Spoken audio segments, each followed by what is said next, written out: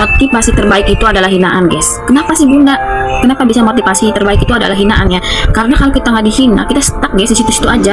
Jadi kadang kalau kita dihina orang ya, jadi kita tuh ada kemajuan, kadang ingin bangkitnya tuh ada gitu.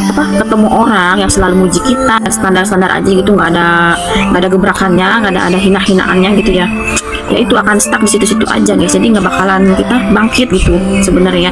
Jadi apa sih Bunda motivasi terbaik itu? Yaitu motivasi terbaik itu hinaan orang, mulut orang gitu. Karena motivasi terbaik itu buat menuju sukses itu hinaan orang.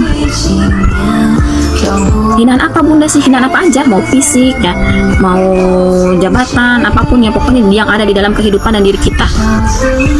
Jadi semua orang sebenarnya semua orang itu hampir, menurut aku ya guys, hampir 70%, 80% lah, semua orang itu mengalami hinaan guys. Tapi kenapa Bunda? Kenapa nggak semua orang sukses? Ya itu. Jadi kadang orang ada yang menerima hinaan itu jadi motivasi, ada yang menerima hinaan itu malah jadi malah kena mental ya guys. Jadi kena mentalnya itu, jadi dia ngerasa rendah gitu, jadi nggak bisa bangkit. Jadi di sini tuh sebenarnya hinaan itu bahaya juga ya buat orang. Jadi kalau bisa ya, buat yang di sini nonton video aku ya guys ya, di sini tuh jagalah lisan kita ya, jangan menghina orang sedikit ataupun gede ya, itu ya.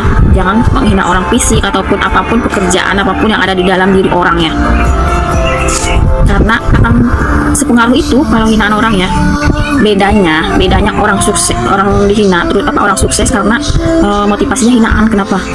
Bedanya itu gini guys, kalau orang sukses itu jadi dia tuh bukan malah diem ya, malah merenung, tapi dia malah bangkit gitu, karena mental dia kuat ya pastinya. Tapi beda kalau orang mentalnya nggak kuat, nggak bakalan bisa guys. Yaitu yang ada dia tuh terpuruk dalam keadaan yang begitu lama intinya. Jadi yang ada dia tuh malah bukan stuck, malah ke bawah gitu ya, karena saking banyaknya hinaannya. Jadi kembali lagi ke diri kita masing-masing ya, nggak semua hinaan itu jadi motivasi guys. Jadi kalau orangnya kuat, mentalnya baja, mentalnya kuat banget ya, pasti dia bangkit.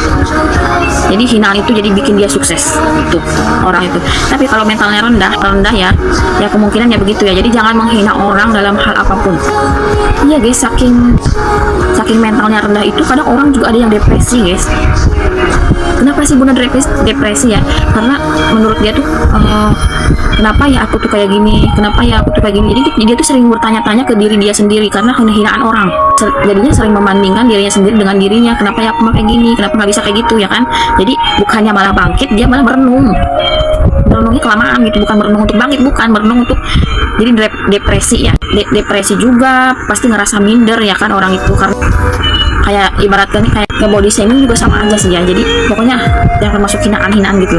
Nah kalau orang yang fisiknya, kalau orang ya yang kuat itu fisiknya ya, dia tuh ngerasa tertampar guys oleh omongan orang itu, jadi ketampar gitu. Jadi bangun lah, jadinya tadinya tidur jadi bangun ya kan, itu guys. Tapi kalau orang yang lemah, kalau ngerasa ditampar ya udah pingsan. Bedanya begitu ya contohnya.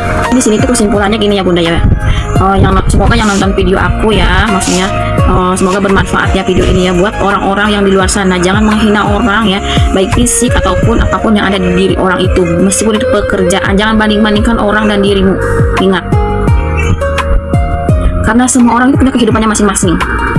Jangan suka banding-bandingin, karena itu bahayanya hinaan orang itu gitu guys. Jadi bahaya menurut aku ya. Kalau orang yang gak kuat mental itu bisa depresinya mungkin gak kelihatan di dalam ya kan, bisa loh.